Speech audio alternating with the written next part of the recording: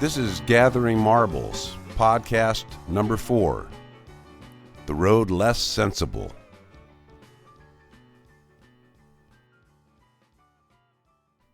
Eugene, Oregon was widely known to be a cool, hippie-ish sort of town at this time, and there was a school there, the U of O. I had recently stayed in Eugene overnight while hitchhiking with my guitar to L.A. from somewhere, the Olympic Peninsula probably. A nice young woman had picked me up off of Highway 101 on my way south. Guitars were almost as good as puppies in this regard. We had ended up talking for a couple hours, and she let me stay on her couch in Eugene that night. And again, I was on the brink of leaving San Luis Obispo for nowhere in particular. So now we turn on the decision-making tumbler device, listen to it hum and rattle. See, I had dug this one person's energy so much, I never saw her again, by the way. I figured that if other people around Eugene were anything like her, that was good enough for me. So not long after that, I loaded up the VW van and chugged north, ecstatically escaping the confining clutches of my home state and landing in Eugene, Oregon, June 1975, where soon enough I was to be married to a woman with 3 sons, to stumble through several more college majors, to learn to milk a goat, to fall totally in love with making music, to get educated as an educator, and to get pretty good at getting that voice to pipe down. This turned out to be big, the meditation piece. My monkey mind never knew what hit it. But first, days after rolling into Eugene, I had moved into a house and into an acoustic 3-piece band, which we called Medicine Wolf. Music soon became my way to get out and became a primary focus. At one point, I was studying farm machinery at the local community college, like farm machinery, for real. I never have lasted long living on my own. I get too lonely to function well, and connecting with people was still in no way a strength, except that now I was playing music out in public, which bolstered my confidence a little. It's not like I became a sparkling conversationalist or anything, but there was music to be made, and we were making it, not necessarily all that well early on, and that got me out of the house at least. Eventually, having been in Eugene for over a year, I fell into an ill-fated 2-year live-in scene with a nice young woman, a different Liz, who lived in a house called the Yellow Submarine. I started writing songs, haltingly. Somewhere in there, I finally wrote a good one about the joys of making music, called Ringing in My Ears. Song is just one way we all must know how to make ourselves happy. Said, alright, try it now. I'll just forget the time I wasted all those years. 'Cause now I've got that good time music ringing in my ears. Toward the end of that Liz phase, I was playing electric bass and singing and arranging with what became my favorite band of all time, Slow Buck. We had so much fun. They dubbed me Barefoot Leroy, and I wrote a handful of songs for the band. Liz soon enough grew perturbed by my indiscreet but highly selective screwing around with a dark-haired goddess who loved to dance when Slow Buck played, and she urged me to move out. No argument with that decision. I was not a good investment. I wasn't even a very nice guy. And so I lived alone for a while in a house with 3 other people in Pleasant Hill, 10 miles south of Eugene. And then one Friday night, my roomies took me up to Oak Ridge to see some band, and this was where I met Jannie. I had been living solo for maybe 6 months. My first wife, Jannie, when I met her, was a recently graduated nursing student who had a house out on Lost Creek in Dexter, which is about 20 miles southeast of Eugene.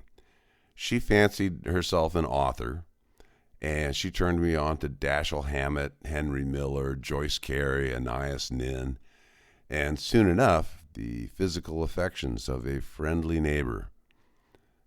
Jannie and I had spent time together only once or twice after that first meeting before I found myself sitting with her in this little sunken living room under bay windows in a big comfy chair, listening to Johnny Winters, wearing nothing but a mink coat and snorting cocaine.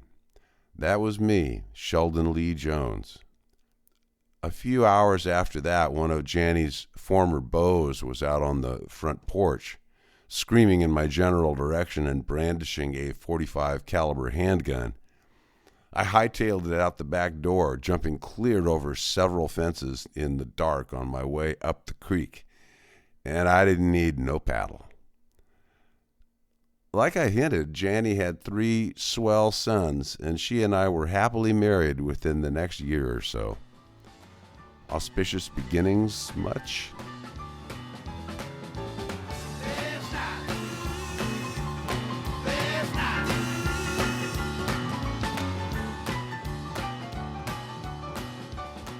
It's time I tell you about my decision-making process. It's clearly time to spell it out. My angsty, self-conscious, inferiority complex-ridden younger self, as referenced earlier, was not happy with the status quo from very early on, and upon leaving the family fold, I became increasingly inclined to do anything in order to not be who I was. This is not very complicated, catch this. Basically, for most of my middle years, anytime I came upon a pivot point, a place where I could go this way or that, I chose the road less sensible. I made shitty choices on purpose. Now, in some listeners' minds, this lifestyle perspective I've just described might beg the question, how in the hell were you so privileged? The contemporary notion of white privilege, which I've come to understand and cop to, is one of those things that many folks can't see happening while it's happening. I don't recall being appreciative of the sweet, uncomplicated life provided by my family. What was I to think except that it was totally normal to live in a lily-white village by the sea where the weather was always mild, the sea breezes blew smog over into the valley, and the houses were still secure on their perches above the many canyons along the Pacific coast. The surfer girls were gorgeous and fun from a safe distance, and all the kids in my neighborhood were way above average. We lived in a nirvana where access to the Pacific Ocean was as easy as a short hike down the bluffs and a sprint across the coast highway, and where we could walk to our schools, except in my case, having to take the bus to Paul Revere Junior High School over on the edge of Brentwood for 3 years. Such hardship, such sacrifice, and where freeways ran nowhere near our homes. We were inconvenienced by the sight of the smoke and the red glow from the Watts riots in 1965. I remember the volumes that went unspoken by my parents as we gathered on the front lawn next to the stinking boxwood hedge on one of those lovely summer evenings. I would have been 10 at the time. Housing codes in the Palisades made it impossible for pretty much anyone except whites, which included Jewish folks, perhaps to my mom's chagrin, to buy homes. Jews were everywhere, not that I had any awareness of it. At least half of my friends from junior and senior high were Jewish. And this social phenomenon was repeated when I lived in and around Baltimore in the late 90s. We had a few friends of Asian descent as well at Pali, but I think they lived over on the edge of Venice, which was an entirely different scene. Pico and Sepulveda. As a kid, my exposure to Mexicans and other of Latino heritage came exclusively in the form of gardeners and those who worked at Mexican restaurants. My mom came to love Mexican food, we all did, but she couldn't abide Mexicans, generically. We lived not much more than 2 hours from Mexico and never crossed the border, not one time. And finally, those people with the darkest skin, the fact that we had one black guy come to Pali in my senior year, 71, 72, pretty much sums up that story. He was well received, not least because he was beautiful and outgoing, but also because he was the best athlete in our school by a long shot. For all I know, he was also Stanford bound. Central casting? Send up the black kid. All this is to say that my exposure to people different from me was limited, and I was trained to stereotype.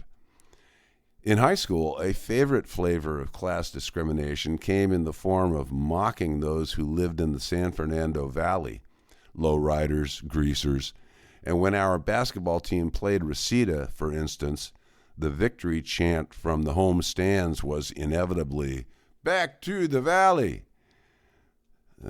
We showed better decorum towards those visiting from, say, Crenshaw, the neighborhood abutting Watts, not least because we were pretty sure their team and fans would not have been disinclined to lock us all in the gym and burn the place to the ground. See? Stereotyping is easy.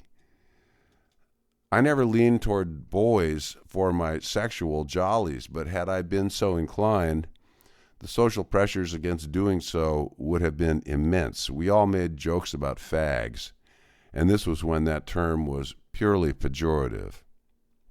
For whatever reason, those who veered off the binary blacktop back in those days could hope for no slack, no quarter, no sympathy from anyone except their mothers. Non-whites often benefited from a nascent form of political correctness, or maybe simple humanity, by virtue of not being verbally abused in polite company. Homosexuals, as they were referred to then, were fair game, though, when it came to ribbing, taunting, and harassment by anybody in general. So the gay boys in our high school stayed way underground. Of course, my friend Stuart was just coming to grips with the fact that he was at least omnisexual, as he put it at the time. His pursuit of me did not result in my being an advocate for gay rights, as they soon came to be known. Another form of privilege I enjoyed, however, was more along the financial lines. I would never have felt financially comfortable and able to take the road less sensible had it not been for the long-suffering largesse visited upon me by Alice, my mother, over the years. I didn't have loads of money on hand, ever, but I always had backup. And it wasn't like I didn't work. I just had a hard time sticking with any one line of employment. For sure, I worked when I wasn't in school. One summer I fought wildfires in the San Bernardino Mountains with the Cal Poly Mustangs crew. I did cutting and marking, a mindlessly repetitive job at the Palisades Mayfair Market for a summer, maybe 1974. And for several months I worked at a liquor store in Santa Monica, the duck blind, stocking shelves and delivering alcohol to chain-smoking, lecherous apartment dwellers scattered throughout the Sunset, Wilshire, and Ocean Park neighborhoods. One career highlight was when I delivered non-pornographic photo blow-up orders from Hollywood over into the valley. People would bring their crappy little Brownie automatic photos that they wanted poster-sized to some drugstore, and I drove all over hell picking up their orders and then delivering their even crappier posters. Just kidding about the highlight thing, but I did learn to navigate from that giant LA road map book while driving 75 miles an hour in traffic on the freeway during this time, so that was something. For another interminable few weeks one summer, I shoveled dirt into and out of an oven for some garden shop in Eugene. Then maybe in 1977, I was lucky enough to land a job preparing lunches at a local seafood joint, the Union Oyster Bar in Eugene. That was a good gig, lasting well over a year. Feeding people feels good, and it's not as hard as shoveling dirt, nor as tedious as cutting and marking groceries, a job no one could ever finish, especially me. I was fired from the Oyster Bar eventually because I was always making phone calls on behalf of my band, Slow Buck. I could not look an oyster in the eye for several years after that. So it wasn't that I didn't work, but I had a hard time sticking with any one gig. Is this starting to sound familiar? Anyhow, my mom bailed me out several times over the years, always covering tuition, helping me cover rent, paying for the recording and duplication of my first record on cassette, and one time sending money via Western Union when Jannie and the boys and I were stranded in Twin Pines, California on New Year's Eve after our VW bus had thrown a rod. We managed to get home to Eugene that night after sneaking our dog onto a Greyhound bus in Grants Pass with the help of a trio of sweet Latino dudes. Pop, by all accounts, did not always agree with my mom on the subject of rescuing me from my ridiculous adventures. His vote apparently counted for less than hers. To my great relief, after the fact, I wasn't aware of this when it was going on, Bill, my dad, knew not to get himself on Alice's shit list by quibbling about supporting the wayward son. Alice knew I needed help. I'm not sure money was the answer, but there you are. In discussion with Bob, a worldly wise friend of Stuart's, I once referred to living at my folks' house for free while working at the Mayfair. Bob looked over the top of his wire-rimmed frames and said, "Shelley, nothing's free."